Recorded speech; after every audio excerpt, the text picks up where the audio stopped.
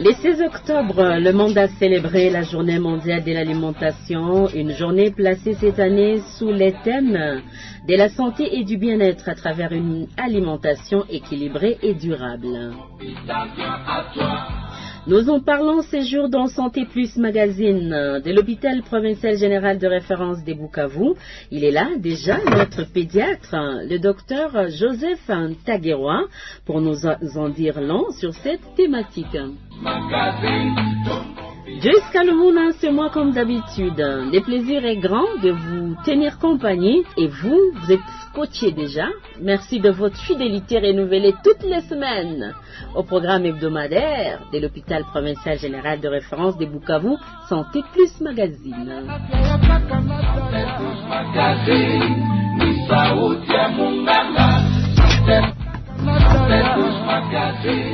Comment protéger la santé de l'enfant à travers l'alimentation, de la naissance à l'adolescence? Parce que tout commence dans l'assiette, dès les premiers jours de vie. Allaitement, diversification alimentaire, équilibre nutritionnel, consommation de produits locaux ou encore influence des habitudes familiales. Comment les parents peuvent-ils accompagner leurs enfants pour qu'ils grandissent en bonne santé et quelles erreurs effectivement faut-il éviter? Nous en parlons, je le disais tout à l'heure, avec le docteur Joseph Ntagerwa. Bonsoir docteur. Bonsoir Madame Joyce. Bienvenue. Merci beaucoup. Vous allez bien, vous allez très bien. Je vais très très bien. Très très bien. Oui. Ça me rassure, franchement. Karim Hussein, toujours un plaisir de vous avoir ici. C'est un plaisir partagé d'être encore invité aujourd'hui, partager avec vous sur ces sujets intéressants pour l'alimentation de l'enfant et de l'adolescent et pour l'intérêt aussi des auditeurs et d'auditrices qui nous suivent en ce moment sur ces sujets. D'accord. Docteur Ntagerwa, qu'entendez-vous déjà, s'il vous plaît? Je l'ai dit tout à l'heure, vous êtes pédiatre. Un Munganga wa watoto. Voilà. Que j'aime bien vous appeler d'ailleurs dans le couloir de l'hôpital. Exact. Que j'aime bien. Vraiment. Qu'entendez-vous, s'il vous plaît, docteur, par une alimentation, ou un peu plus large, une alimentation saine? Ok, merci d'abord pour la question, Madame Joyce. Oui. Une alimentation saine, c'est une alimentation qui est équilibrée et qui répond essentiellement aux besoins nutritionnels de l'enfant selon son âge. D'accord. Oui. Nikusema nini? Nikusema malisho bora ya mtoto inayoambatana na wakati ya kukomaa yake. Kwa mfano, mtoto mwenye kuwa na chini ya miezi misita, mtoto wa miezi misita chini, malisho yake bora sio kama mtoto mwenye kuvuka miezi sita mpaka mwaka moja, au mwaka moja mpaka miaka mbili, na miaka mbili mpaka miaka tano, na kuendelea hata mtoto mwanafika kwa wakati ya puberté à l'adolescence. Voilà. Il est ma tranche d'âge JOT, ce que venez de le dire. Quel est le point commun de l'alimentation chez les enfants à toutes ces tranches d'âge? Le point commun de l'alimentation à toutes ces tranches d'âge, c'est que c'est l'alimentation qui doit être tout à fait équilibrée. Équilibrée, ça veut dire c'est l'alimentation qui doit répondre aux besoins de protection de l'enfant, aux besoins de construction, ce qu'on peut dire, du corps de l'enfant, et des besoins énergétiques de l'enfant. Voilà. D'accord, tout à fait. Alors si on doit commencer au tout petit, qui commence d'ailleurs par l'allaitement maternel, parle-nous un peu de cela, docteur. Ok. Disons l'alimentation, comme le disons, infantile, d'abord par définition juste, c'est l'ensemble des besoins nutritifs de l'enfant pour sa santé et pour son bon développement. Et partant de ça, tout commence, pour nous les pédiatres, naturellement, dès la naissance. Il y a une autre partie qu'on peut dire la nutrition fœtale pour les gynécologues, on ne va pas en parler. Et donc pour nous, dès la naissance, ça commence déjà chez l'enfant qui vient de naître jusqu'à 6 mois. Et donc l'allaitement maternel, ça commence jusqu'à 6 mois, mais ça doit continuer quand on commence à diversifier. Et pourquoi nous insistons sur l'allaitement maternel, pour lequel nous faisons la promotion, c'est que l'allaitement maternel est très très important et nécessaire pour la bonne santé de l'enfant et pour son développement. Et donc, si l'enfant tète correctement, la maman fait l'allaitement maternel exclusif dès la naissance jusqu'à 6 mois, il lui apporte tout le nécessaire dans son lait, les aliments de protection, les aliments de construction et les aliments énergétiques. C'est là qu'il y a tout ce qu'on appelle les lipides pour l'énergie, les glucides pour l'énergie, c'est là qu'il y a des protéines pour la construction du corps et aussi des oligo-éléments pour sa protection. Voilà. Et quand il termine la période de 6 mois, on commence à diversifier cet enfant là-bas. On ne dit pas qu'il faut arrêter. Le lait maternel n'est plus suffisant pour répondre aux besoins caloriques, aux besoins énergétiques, aux besoins de croissance de l'enfant. C'est là qu'on commence à diversifier avec des aliments mous, semi-mous et des aliments solides. Voilà ce que je peux dire par rapport à ça. Si, je l'ai dit. Je reste là vous regarder parce que franchement, on essaie de comprendre franchement ce que c'est. Finalement, ma question est celle de savoir, docteur, quand la maman se concentre uniquement à l'allaitement maternel pendant les 6 premiers mois, elle évite quoi à l'enfant? Quel danger, quel désavantage? En d'autres termes, cet allaitement exclusif a que les avantages. Très bien. Simplement. Excellente question, Madame Joyce. Les 6 mois d'allaitement exclusif maternel, donc allaitement maternel exclusif, c'est très important en ce sens qu'il n'y a pas d'autres apports qu'il faut faire à l'enfant. Même pas de l'eau. Tout est couvert par ce que la maman prend, tout est couvert par la quantité d'eau que la maman prend, parce que la plupart, ça je l'ai dit, 70% du lait maternel ne contient que de l'eau. Les 30%, c'est l'alimentation équilibrée que la maman prend. Et quand nous disons alimentation équilibrée, ça veut dire la maman qui allaite devait prendre 3 bons repas équilibrés avec les 3 types d'aliments et elle essaie d'ajouter 2 petites collations entre les 3 grands repas. Et elle doit boire le minimum possible 3 litres d'eau par 24 heures. Mais c'est pas boire comme le chameau, comme un dromadaire, non. Des gorgées, des petites gorgées étalées sur 24 heures. Et donc, si on dit ça, c'est parce qu'on se dit, cette alimentation de l'enfant, c'est équilibré et la maman doit lui donner toutes les 3 heures. Il aura tout ce qui est des apports énergétiques, les apports protéiques, les apports glycidiques et de l'eau suffisamment. Et on ne doit pas aimer. En plus, j'ajoute, dans le lait maternel, il y a des anticorps qui protègent l'enfant contre des infections. Il y a aussi l'aspect, qu'il faut dire, psycho-affectif. Ça veut dire les liens affectifs entre la maman et son bébé, entre le bébé et sa maman. Ça compte beaucoup par rapport à ça. Exactement. Shukrani kwa kwamba unajiunga nasi. Tunakuwa katika kipindi Santé Plus Magazine cha hospitali kuu. Kwa siku ya leo tunampokea Daktari Joseph Ntagerwa ambaye anakuwa mganga wa watoto kwenye hospitali hiyo. Pamoja naye tunazungumzia tu kuhusu malisho ya watoto. Siku ilishirikiwa tarehe 16 Oktoba ya mwaka huu 2025. Docteur Joseph, on va faire l'effort d'aller vers le français et le swahili en même temps pour qu'on se fasse cerner par tous nos auditeurs ainsi que, évidemment, nos auditrices. À partir de quel âge et comment, alors, introduire les différents types d'aliments auxquels vous avez fait tout à l'heure allusion? Ok, c'est une question très très capitale dans l'alimentation de l'enfant, parce que nous disons c'est un processus qui donc l'alimentation est progressive, comme je voulais le dire. Ça veut dire, comme on l'a dit tantôt, l'enfant, les 6 premiers mois, juste c'est l'allaitement maternel exclusif. Là on est tout à fait strict par rapport à ça. Si on y ajoute un peu tôt, le plus tôt possible, on accepte jusqu'à 5 mois, mais nous sommes stricts jusqu'à 6 mois, dans la mesure du possible. Alors à ce moment-là, la maman doit commencer à introduire des aliments mous, puis semi-mous, et puis solides. Comment ça se passe? Normalement, à partir des 6 mois, la maman doit introduire les aliments beaucoup plus à base de céréales, et elle peut faire aussi des purées de légumes et même des jus de fruits faits maison. Et à cela, la maman normalement devra aussi continuer avec des apports des aliments laitiers. Ça veut dire le lait constitue toujours les bons aliments pour la croissance de l'enfant. Et là, je voulais insister en se disant que quand nous introduisons à 6 mois cette alimentation là-bas, il faut y aller tout doucement, et à 9 mois, on peut introduire maintenant des aliments de plat familial. Et quand on parle du plat familial, c'est là que l'aliment que l'enfant va commencer à 9 mois, ça sera fait de ce qu'on mange à la maison. Je prends les aliments de chez nous, on fait des purées de pommes de terre, on peut faire des purées de bananes, on peut faire un petit foufou qui est tout à fait tendre, on mélange avec de la sauce, on met des légumes, on introduit du poisson, du lait. Oui, à 9 mois exactement. Et puis on introduit par la suite des œufs.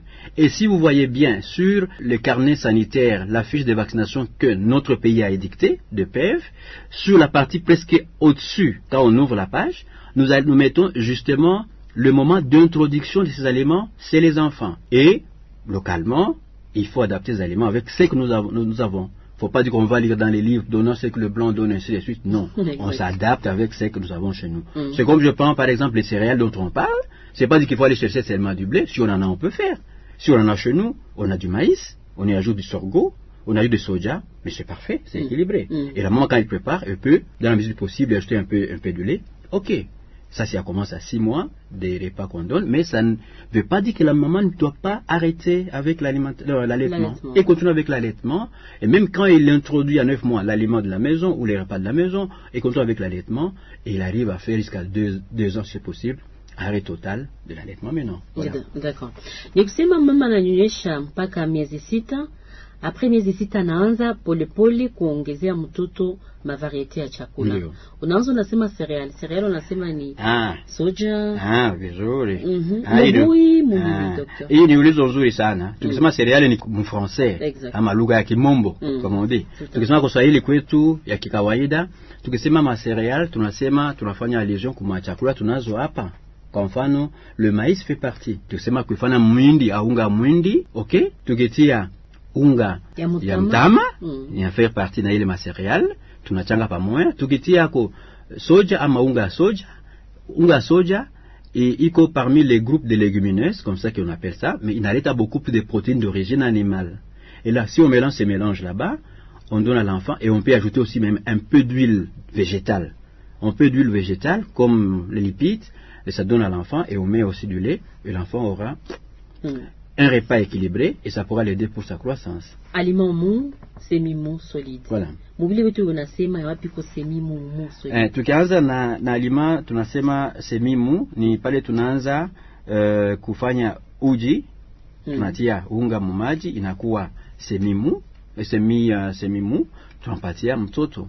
Tukianza enda kumalima iko beaucoup plus, on peut dire entre guillemets mou, tunaanza enda peut-être kuugali kidogo. Puree tunasaga. Niko sema mama nasaga ndizi ama nasaga kirai ama kiazi ya kizungu, Kiswahili ya mzuri. Anatia ndani sauce, anatia ndani legume, anasaga pamoja, anatia kwa mfano la limanya iko solide, tunasema ni kama inaanza kuwa nyama, anakutia nyama, ataweza kama mimi kuifanyia ikuwe tegetege, anaiponda ponda na kadhalika, inaanza kuwa relativement un peu solide, et voilà. Ouais. D'accord.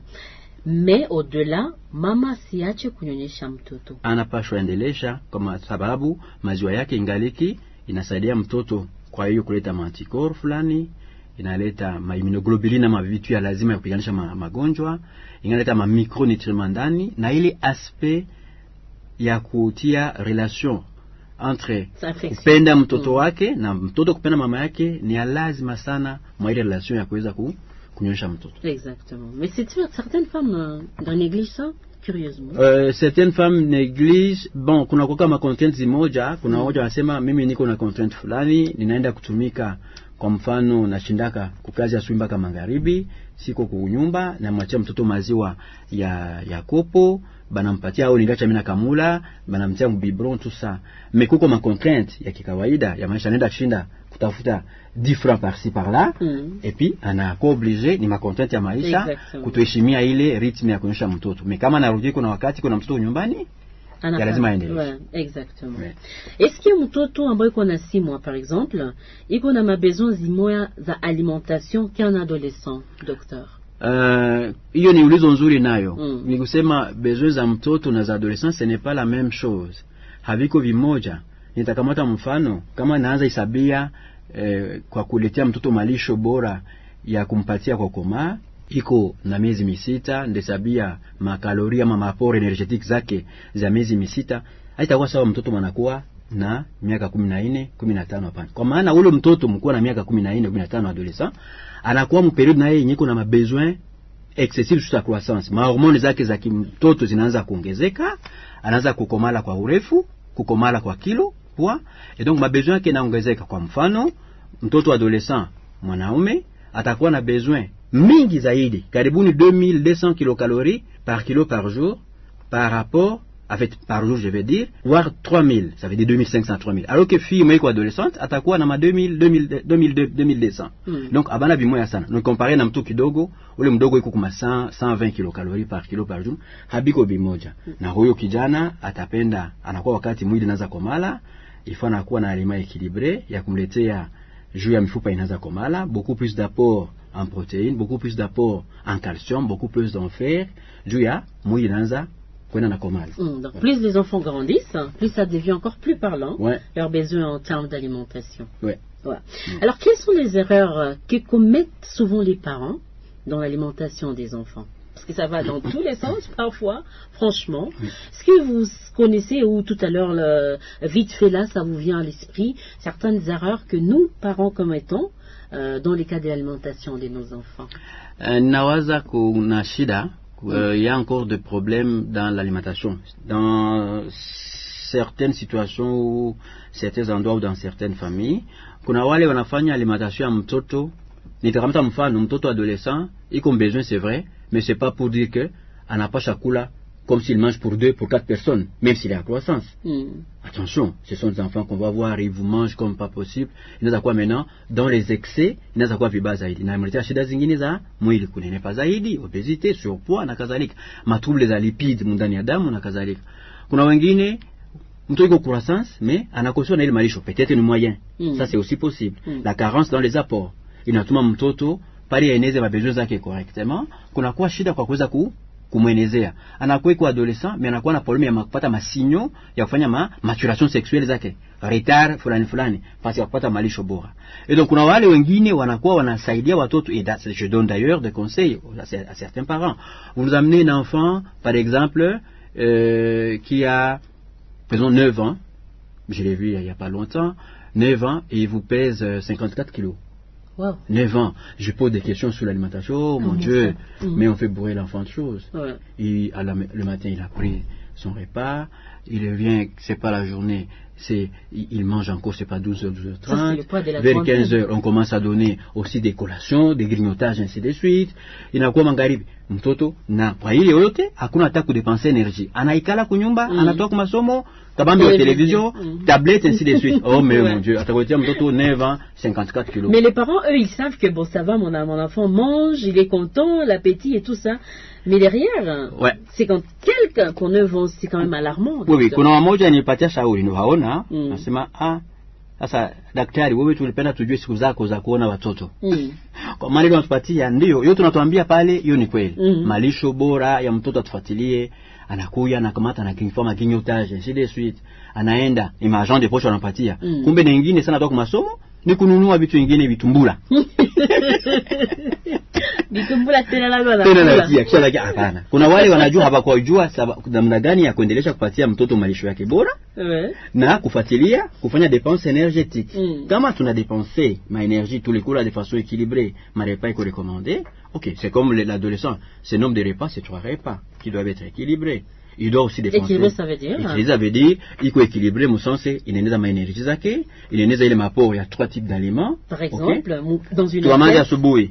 Asubuhi, mtoto anatumia chai yake, chai mnamo sukari, mnamo maziwa. Okay? Ametumia na beignet, ametumia na mkate, ama ametumia, supposons, na gaufre, ama galette. Ça lui suffit. Il peut aussi boire de l'eau. C'est bon. S'il y a un petit fruit, il peut ajouter, il n'y a pas de souci. Le fruit, c'est pour la protection, c'est bon. Alors anaenda kwa masomo, hakuna tena kumpatia vitu vya kula kwa masomo. Hakuna kumpatia franga utauza vitumbula, hapana. Anarudia shuleni, kutoka masomo, anafika nyumbani, wametayarisha kwa mfano mchana, na kamata mfano na chakula za hapa kawaida. Exact. Tunatumia kwa mfano wali, tunatia ko mboga, kwa mfano sombe, ama tunatia ko lenga au tunatia ko matembela, kisha tunatia ko peut-être samaki kidogo, indaga ama sambaza, okay, au kasamaki. Franchement, iko équilibré ile tatu. Kama kuna tunda kumpatia ni mzuri. Tukifika magharibi kwa mfano, usema mchana tumetumia wai na leo usiku tukule ugali. Tunakula ugali, tunatia ko legume kidogo, tunatia ko kwa mfano kipande ya nyama kidogo ama kipande ya samaki. Ni salama. Anakuwa na repas zake tatu ziko tout à fait équilibré. Mais tunainsiste kwa kuwa natumia aussi matunda, des jus de légumes, na tunakunywa aussi suffisamment d'eau. Voilà. Exactement. Kuepuka grignoter. Voilà. Wengi walirudia wasema yule ni kweli unasema baba. Mtoto huyu ana grignoter kabisa na sisi tunafavorize. Merci, tu l'as favorisé. Voilà. On donne même l'argent pour les Bitombou. Oh, le Bitombou. D'accord, voilà même qui est très bien expliqué avec notre pédiatre docteur Taguerois, avec qui nous sommes ici au studio dans le cadre de l'émission Santé Plus Magazine de l'hôpital provincial général de référence de Bukavu. Docteur, je vais vous poser une question encore un peu pratique. Okay. À l'école, chez nous ici à Bukavu, des enfants, il y en a qui vont avec des collations. Ils mangent des biscuits, du pain, des jus colorés. Est-ce que tout ça, c'est bien? Est-ce que c'est pas risqué pour ce qui concerne effectivement l'alimentation de ces enfants? Normalement, ces enfants, s'ils ont 3 repas, je prends l'exemple d'un enfant qui est à l'école maternelle. L'école maternelle, ses besoins sont encore augmentés. Il a ses 3 repas, comme on vient de le dire, mais chez eux, il doit avoir une ou deux collations. Là, ça se passe. Alors, qui doit contenir la collation de l'enfant? Je ne sais pas, le matin, il a mangé à la maison, il a pris son petit déjeuner, comme on a dit. Mais il va arriver éventuellement à 12h30, 13h à la maison. Mais ces enfants, tout petits, leur petite collation, ça passe. Mais qui doit contenir cette petite collation? Cette petite collation, normalement, ça doit être les apports éventuellement en glucides, ce qui va donner l'énergie. Ok? Je prends l'exemple, c'est un peu de biscuit. Je prends par exemple, c'est juste une galette. Je prends par exemple, c'est une tartine ou 2 tartines de pain que maman a donné. Mais en angéaco, jus. Attention, attention avec des jus. Des jus colorés.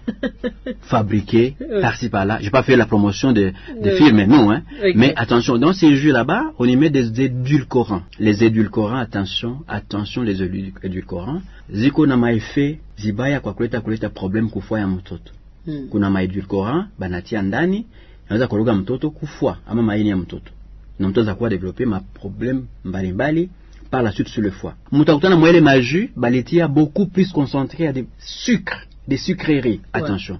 Ya mzuri zaidi kama mama angeza fanya mtoto amfanzie kunyumba jus fait maison, amefanya mixage kwa jus alionunua, anakuya kufanzia kunyumba anapatia mtoto, ni mzuri zaidi. Ou bien lenda na ile gofre yake ama galette, ama ile benye yake, ama ile mkate akatia ko na jus bouteille d'eau.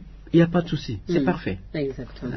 Alors finalement, comme Aïe Manani est respecté, quelles sont les conséquences finalement? Est-ce que mon toto a malnutrition? Quoi, ça je peux dire, ces enfants qui ont ces types d'aliments, d'alimentation je veux dire, ce sont des enfants chez qui vous allez trouver éventuellement, à part le 3 bons repas et les petites collations contenant tout ce qu'on vient de dire là-bas, on a kutana, il a été un problème par la suite sur l'augmentation des troubles à sucre, les troubles tout ce qui est les lipides ainsi de suite, tout ce qui est des dysfonctionnements des foie ainsi de suite. Et donc, des grandes collations, des collations régulières qui ne sont pas tout à fait équilibrées, peuvent avoir par la suite des problèmes de santé chez l'enfant, soit un excès des obésités de surpoids ou bien d'autres troubles métaboliques du côté de l'enfant, des troubles des lipides ou des graisses ou même des troubles des glucides ou des sucres. Voilà. Et chez nous, en hôpital provincial, il y a une unité de prise en charge de ces types d'enfants, malheureusement, qui sont déjà dans ces types de problèmes-là. Oui, chez nous, à l'hôpital provincial, nous avons notre centre disons, nutritionnel thérapeutique, c'est comme ça que nous appelons, centre nutritionnel thérapeutique CNT, où nous voyons les aspects liés à l'alimentation de 2 côtés. Malheureusement, c'est qu'on a de plus de 99% ou 100%, ce sont des enfants qui ont des problèmes nutritionnels par carence. Ce sont des malnutritions, kwashiorkor, marasme, et ainsi de suite. Mais c'est le même centre qui suit aussi des enfants qui présentent des problèmes d'excès, d'alimentation par excès. Il a des surpoids, des obésités. 9 ans, 50 kilos. 9 ans, 50, 52 kilos, 54 kilos. Oh mon Dieu, comme le poids d'un adulte, quoi. Ouais, exactement. Alors, donc, pour ceux qui peuvent savoir que, demander si on peut avoir des centres comme ça, oui, nous en avons à l'hôpital provincial. On peut aller au centre nutritionnel thérapeutique et ils pourront être bien pris en charge et être orientés pour la bonne alimentation saine de l'enfant. Et puisqu'on est presque à la fin de l'émission, au sein du centre nutritionnel et thérapeutique de l'hôpital provincial, comment vous aidez les enfants? Parce que là, c'est évidemment des enfants qui sont déjà en problème. Comment vous arrivez à les aider, à les sortir de cette situation? Oui, à l'hôpital provincial, c'est un centre qui suit le protocole de notre pays, la RDC. du protocole national de nutrition, où tous les cas de nutrition, nous les suivons par rapport aux aliments, disons, prêts à l'emploi, si on en trouve, mais essentiellement, c'est du lait thérapeutique. On les aide avec du lait thérapeutique selon la première phase, et par la suite, on introduit l'alimentation semi-liquide, la bouillie enrichie. Ce sont la bouillie équilibrée où on ajoute aussi un peu de lipides, et nous soignons aussi des autres complications qui se corrèlent avec leurs problèmes nutritionnels. Des kwashiorkor avec des complications, des infections, ainsi de suite, des lésions cutanées, ainsi de suite. On les stabilise et après, on les renvoie dans la communauté pour continuer la prise en charge nutritionnelle au centre nutritionnel de supplémentation en périphérie dans les centres de santé. Souvent, c'est des enfants qui viennent de la ville ou du village, ou des territoires de la province, je veux dire. Habituellement, nous avons ceux qui viennent de communes, de toutes les communes de Bukavu. C'est essentiellement ceux qui viennent de la partie de Kadutu, une partie venant de Bagira, une partie venant de quelques malades venant d'Ibanda, mais aussi on a d'autres qui sont hors ville. Ils viennent des zones de santé, des territoires des Kabare, rarement des territoires de Walungu, et voilà, mais essentiellement territoires des Kabare où on a des zones de santé là-dedans. Voilà, ce qui veut dire que l'engagement des parents est plus que nécessaire dans cette démarche-là. Quel message adressez-vous finalement aux parents qui sont censés coordonner l'alimentation de leurs enfants? Le message qu'on doit donner aux parents, c'est que l'alimentation de l'enfant, c'est très très important, ou elle est importante, je vais dire, pour leur croissance. Et d'ailleurs, je n'ai pas dit tantôt au début, les 1000 premiers jours, ce sont des périodes très cruciales pour l'enfant, pour les développements de leur cerveau, pour leur croissance de bonne santé. Et donc, les parents doivent veiller à ce que quand il arrive le moment où il faut faire l'introduction de tels aliments, de les respecter dans la mesure du possible. Parce que le moyen aussi pose souvent de soucis. Ben, les enfants sont en croissance progressive et donc nous devons les accompagner et répondre à leurs besoins et adapter ce qui est de l'aliment équilibré pour leur développement. Voilà. En Swahili, pour boucler complètement, Docteur, unaambia nini wazazi ambao wanahusika na malisho ya watoto wao ili waepushie shida inayolingana na malisho mabaya? Ni kusema malisho ya watoto, wazazi wanapasha kuwa makini wakiangalia kufuatana na moyen ama na pato yao wanayo, kwa sababu wakati mtoto iko na komala, nimesema mbele, hiyo siku karibuni 1000 za mbele tangu kuzaliwa, ni wakati ya muhimu sana. Kwa maana hiyo malisho bora inasaidia ubongo ama bonko, servo ikomale vizuri na mwili komale kama kawaida. Ni wamama wanafuata fatilia na wazazi, hata baba aussi. Wakati mtoto anafika kukipindi, anapasha pata malisho bora, gisi napasha fatiliwa, sherti tuifatilie, tuitie vizuri, jo mtoto akuwe na afya njema na akomale vizuri sawa wengine watoto. Voilà qui est bien dit, et moi je veux vous dire merci. Merci beaucoup, Madame Joyce. Ouais. Voilà. Je vous dis aussi, chers auditeurs et auditrices, merci pour avoir suivi cette émission et pour votre intérêt autour de la santé et de l'alimentation de l'enfant. Un grand merci également à notre spécialiste, le docteur Joseph Antagueroa, pédiatre à l'HPJRB, pour ses explications claires et ses précieux conseils sur ces sujets essentiels. Rappelons-nous qu'une bonne alimentation dès la naissance, c'est la meilleure assurance pour santé pour toute la vie. Allaitement, repas équilibré, produits locaux, modération des sucreries et des boissons industrielles. Chaque geste compte pour protéger nos enfants et leur offrir sans doute un avenir en bonne santé. Jusqu'à Lumona sur moi, le plaisir comme d'habitude était grand de vous tenir compagnie. Je vous dis à la semaine suivante pour d'autres nouvelles de votre hôpital, de notre hôpital. Mais s'il vous plaît, entre-temps, portez-vous bien, docteur, portez-vous bien. Ouais, merci, au revoir Madame Joyce, merci beaucoup. Merci aux auditeurs aussi.